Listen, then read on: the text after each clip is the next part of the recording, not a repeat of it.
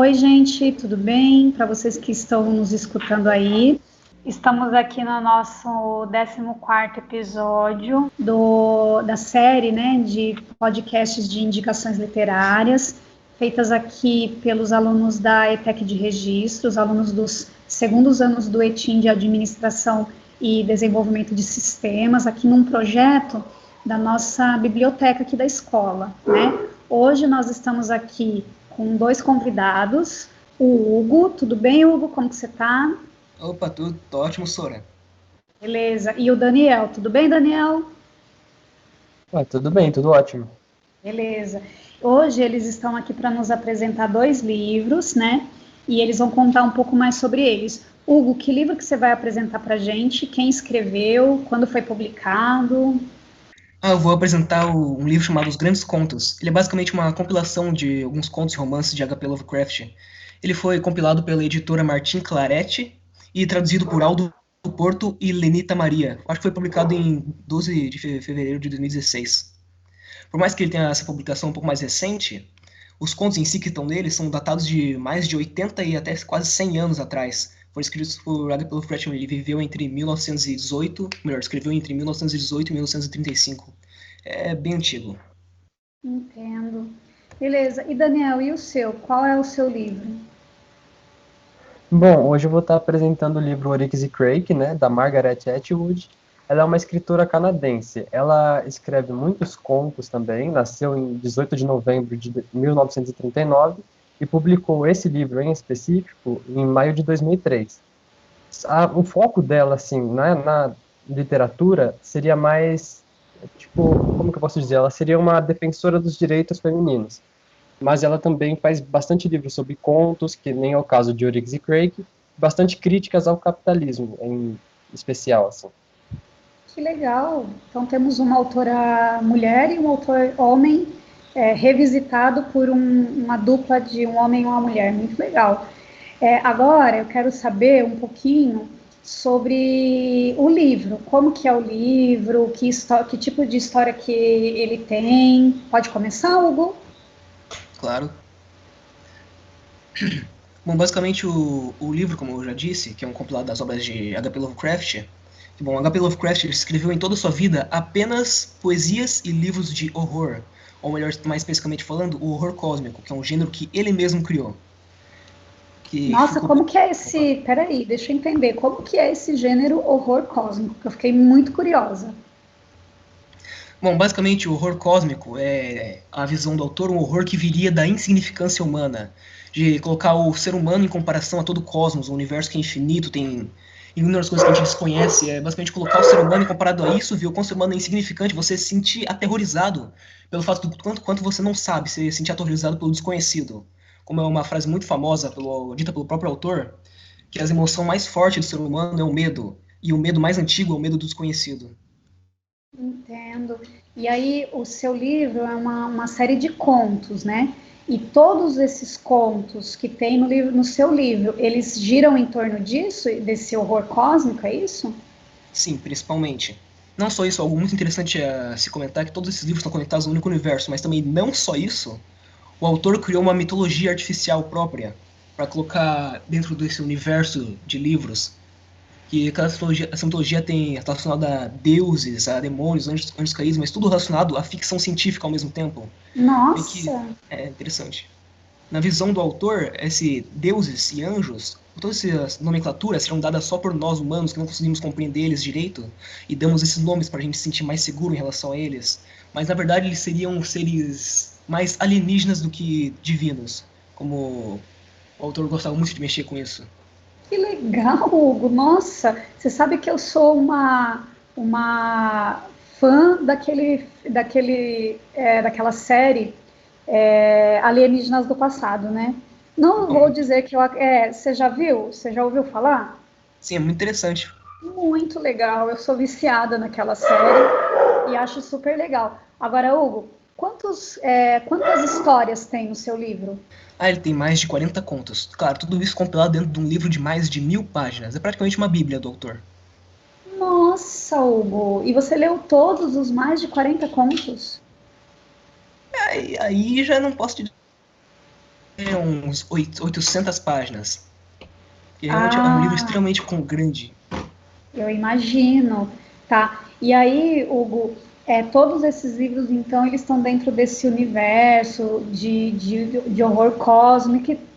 Eu falei livros, né, gente? Não é? Todos esses contos, né? Estão dentro desse universo de horror cósmico.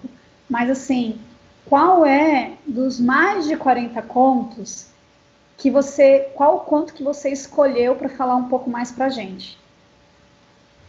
Ah, eu escolhi o Nas Montanhas da Loucura. Esse eu escolhi especificamente justamente por ele ser capaz de, como posso dizer, capaz de resumir toda a aura que tem nesse todo o universo de livros. Ele é o que resume melhor todo o sentimento que você tem ao ler todo esse livro. Dá pra você encontrar todos esses sentimentos nesse único conto, Nas Montanhas Que da Loucura. legal!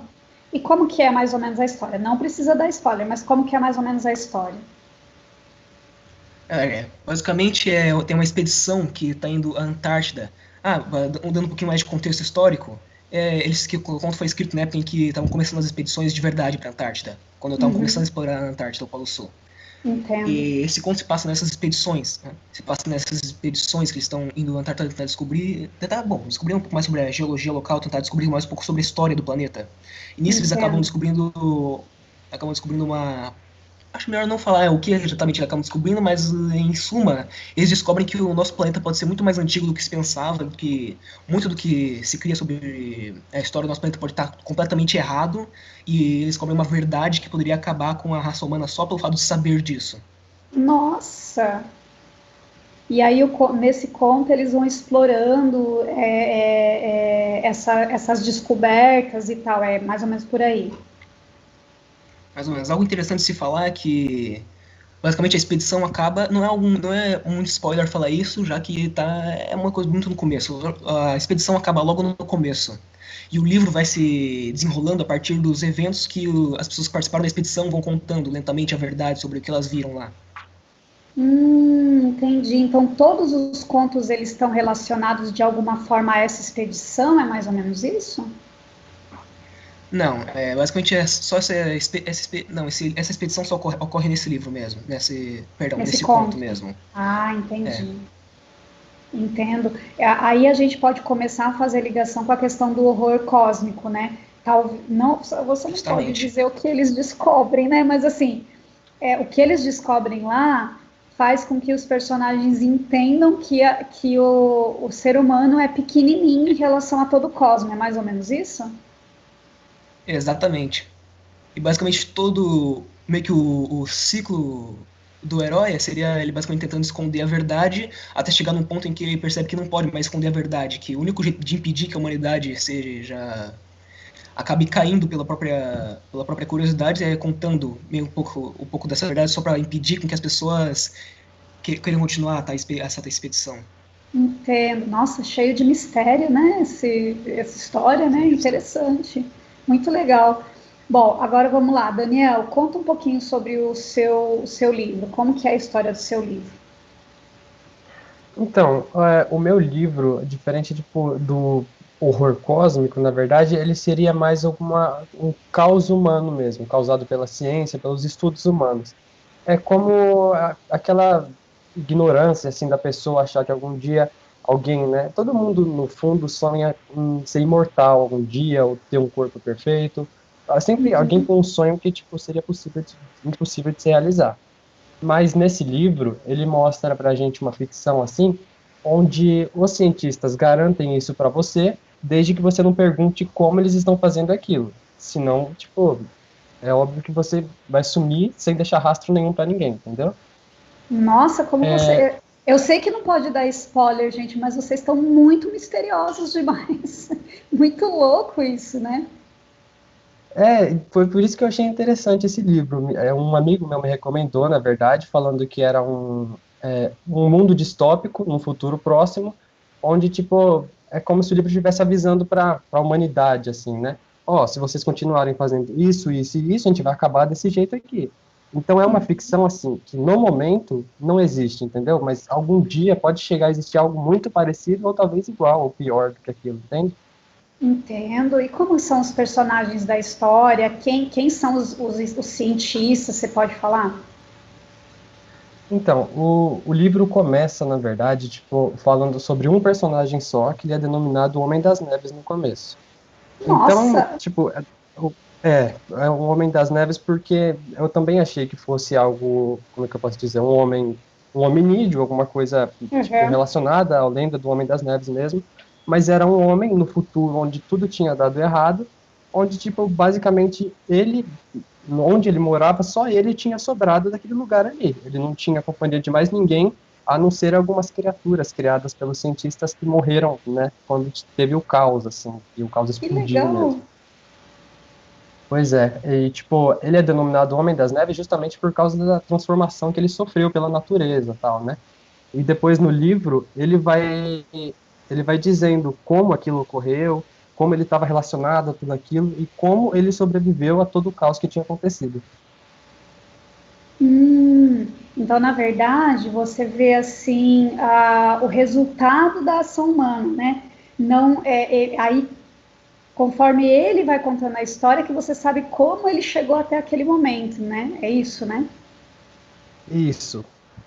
O livro, assim, ele conta que boa parte do que aconteceu foi relacionado a pessoas bem próximas a ele, né?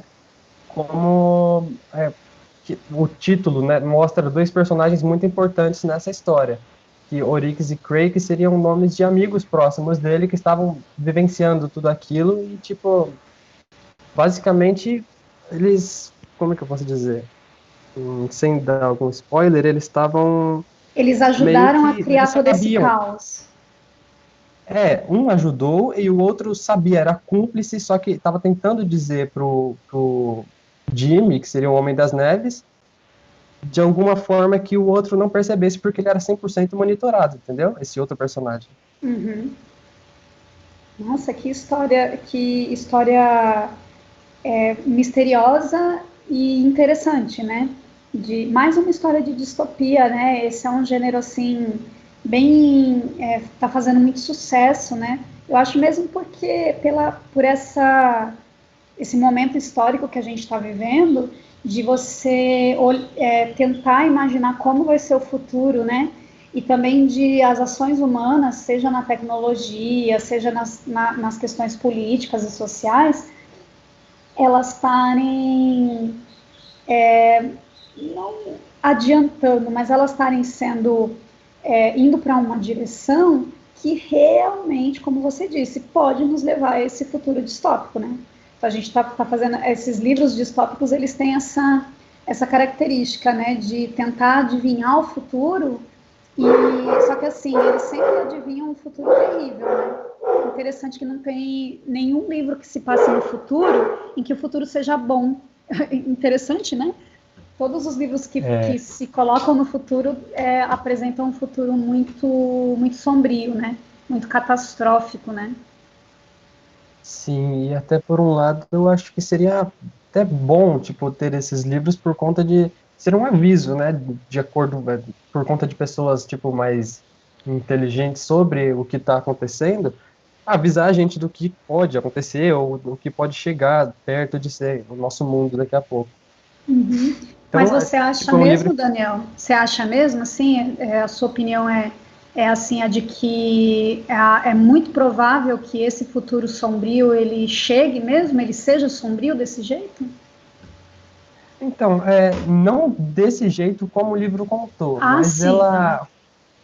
ela quis fazer com um livro com uma história super mais elaborada, assim, tipo, onde o caos realmente deu tudo errado, mas ela também mostra pra gente que, tipo, tem coisas que estão acontecendo agora que podem ser interligadas com esse futuro e que podem dar errado também, entende?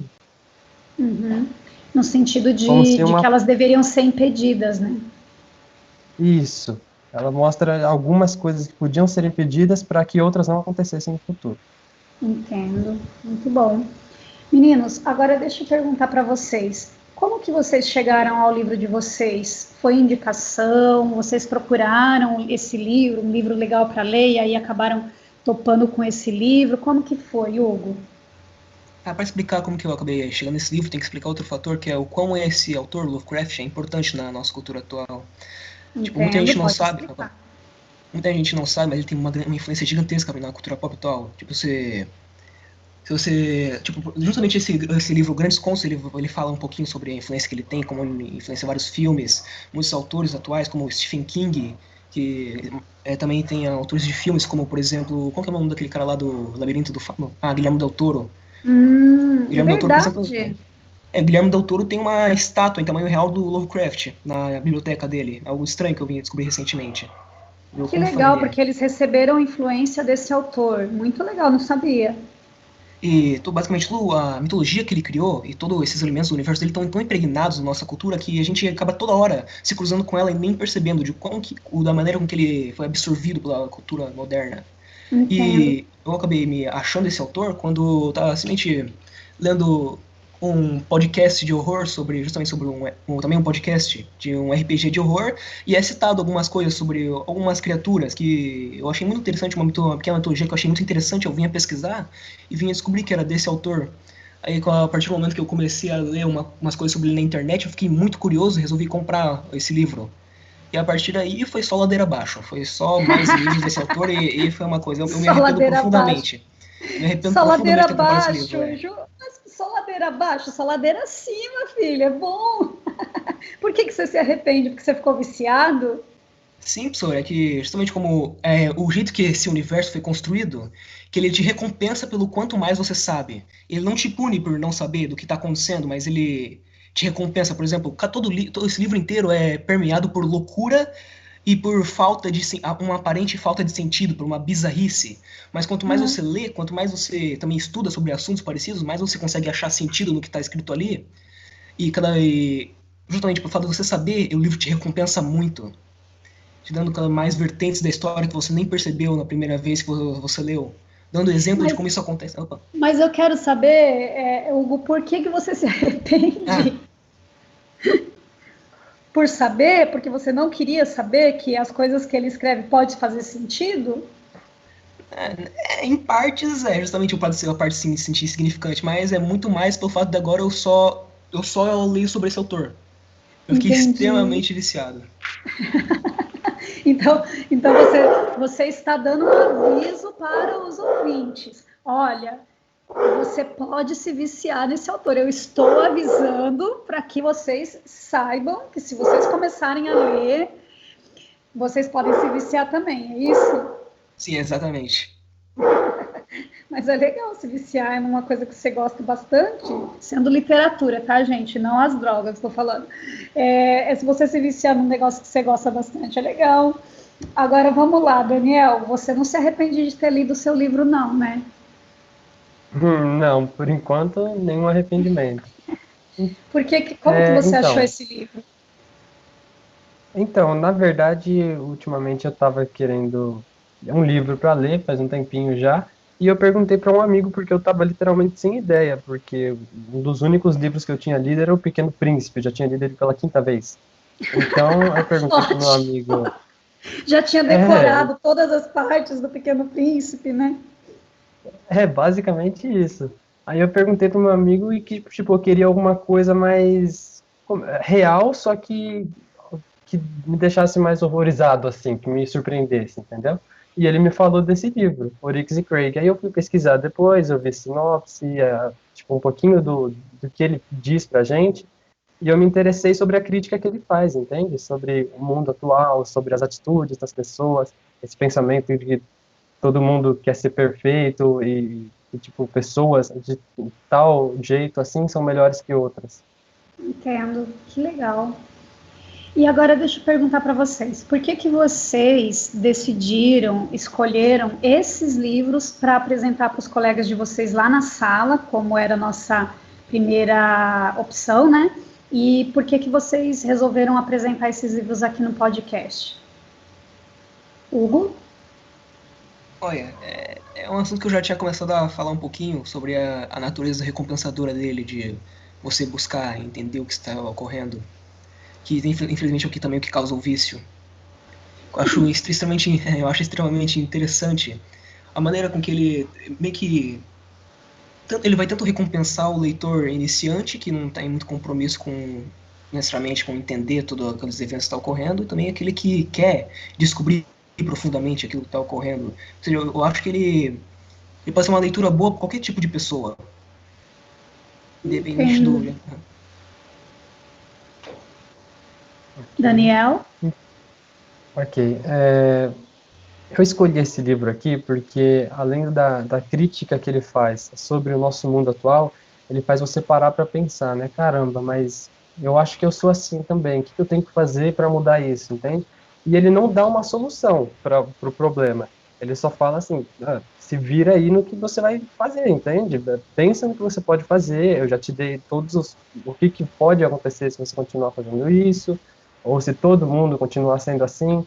Então, tipo, seja o contrário disso, não dependa de outra pessoa para pensar no que fazer agora, entende? Ele meio que abre o olho para você para um problema que é muito atual, né?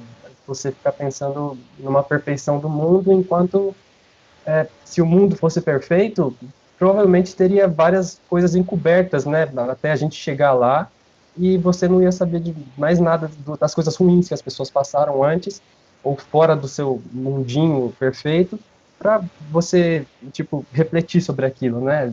Sobre o que as pessoas passaram para deixar aquilo para você. Nossa, que reflexões assim.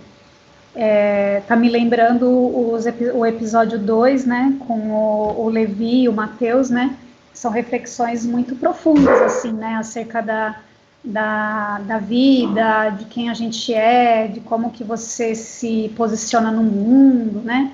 E eu acho que os dois livros, eles caminham nessa direção de você pensar você enquanto indivíduo e tal, mas você também pensar o universo que te rodeia, né?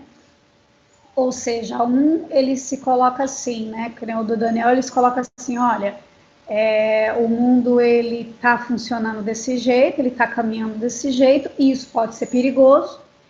E o livro do Hugo ele coloca assim, olha, o mundo é maior, né?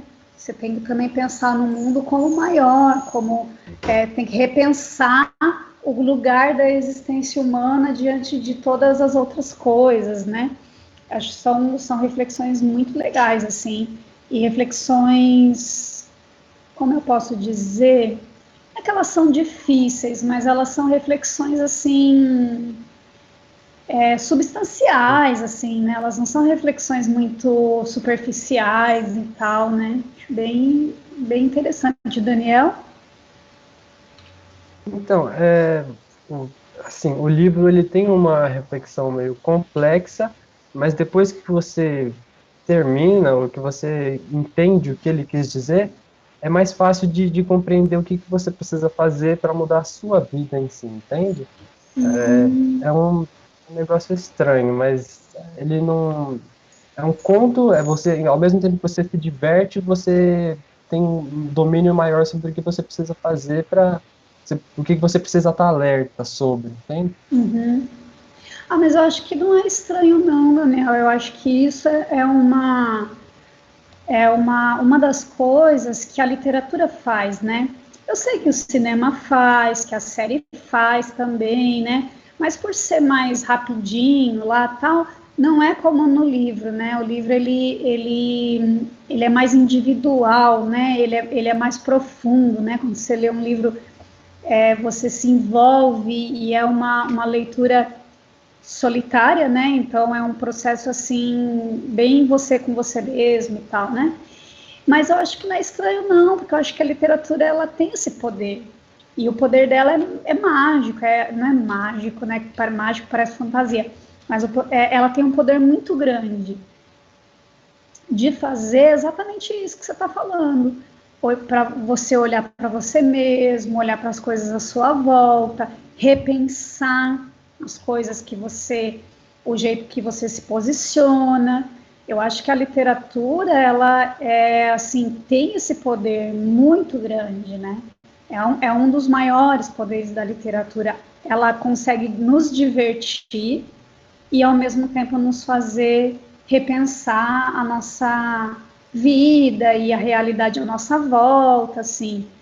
Acho isso muito legal. E é muito legal que você tenha passado por essa experiência com esse livro, né? Acho que o legal da literatura é você chegar nesse ponto aí. É legal mesmo, não é estranho, não. Muito Sim, bom, né? Meninos, vocês querem falar mais alguma coisa a respeito do livro de vocês? Alguma consideração que vocês tiverem para a gente se encaminhar para o nosso final? Hugo, Daniel?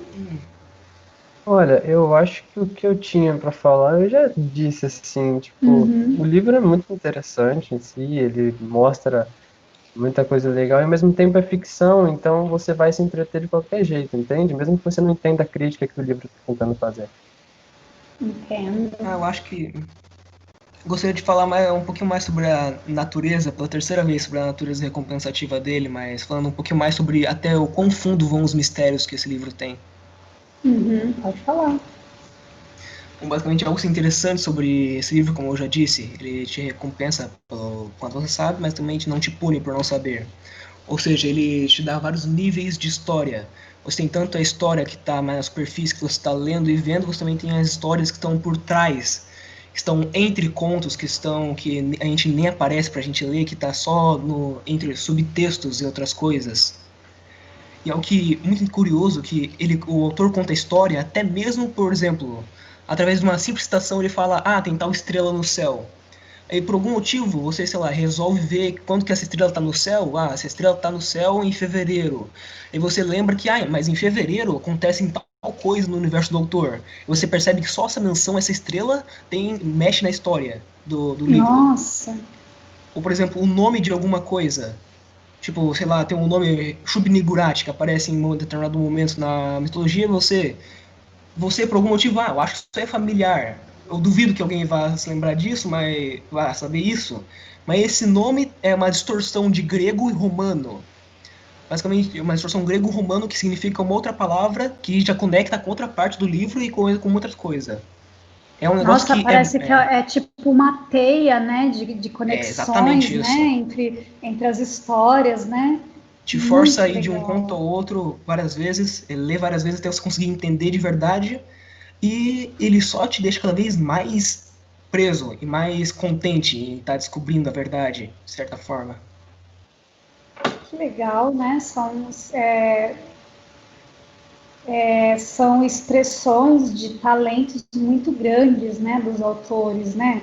Muito legal o autor ele conseguir esse nível de expressão, né?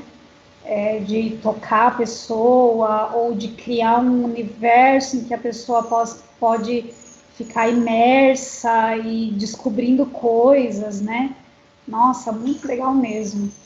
Meninos, eu agradeço vocês as indicações de hoje, elas foram muito interessantes, vocês estão de parabéns pelo modo como vocês defenderam os livros de vocês, estou muito orgulhosa, e a gente termina por aqui, né?